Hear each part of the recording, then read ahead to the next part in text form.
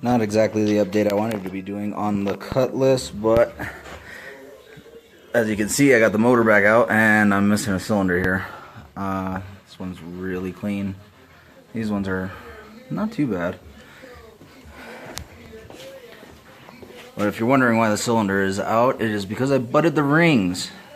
I got a little, almost looks like a little bit of detonation in here. I can't really see it. But I was having a little bit of fun. I turned it up to just to see what the boost controller would do. And it got all the way up to about 18 pounds, and I butted the rings. I thought it was detonation fracture, but once I got the piston out, I could see what really happened. Anybody that's worked on these LS motors, I've never seen one where the gaskets for the knock sensors were rusted and literally tore the fucking gasket off. Oh, must have been cold weather place, because this freaking motor had a, what the fuck these things are called, block heater. That's what the hell it is. Stuck in the freeze plug right over here, just on the opposite side. I don't know, I live in New Mexico, man. We don't need these fucking things. But anyway, show you the piston. I got a Gen 4 and a Gen 3 rod right here just to show difference. This is the one that I broke, and they're probably gonna fall over on me.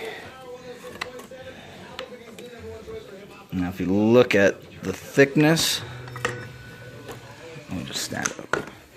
Look at the thickness difference here. It's just crazy how much more material there is on these Gen 4 rods compared to a Gen 3. And they're flat tops. So there's a lot of added benefits for going with the Gen 4 motor. Full floating wrist pin. This bitch will just totally loose and nice and clean compared to junk. But if we look at this, well, piston broke there. Pretty obvious. Well, what's not as obvious is where the rings butted. Focus. Yeah, right in there. Fractured in multiple places.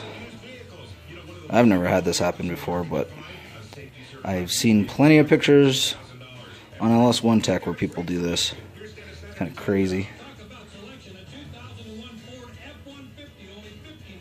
But, motor's apart. Did beat up the cylinder head a little bit. Not too bad. I ended up with quite a bit of, where's my oil pan? Oh, it's up here. Sorry, swinging around. But I do have quite a bit metal shavings in here. Not crazy, but enough to make me want to clean the bitch out before I slam it back together. But if you got any idea what I'm doing, taking Gen 4 block, rods, pistons, all that good stuff, and putting them in a Gen 3 block. And putty cam, a couple other things, gonna go through that. For the most part, gonna stick with stock parts, stock replacement parts. I'm gonna go through that oil pump just to make sure I clean it out real good. But that's the update for the Cutlass. Hopefully be back on the road before it snows like hell. Have a good one.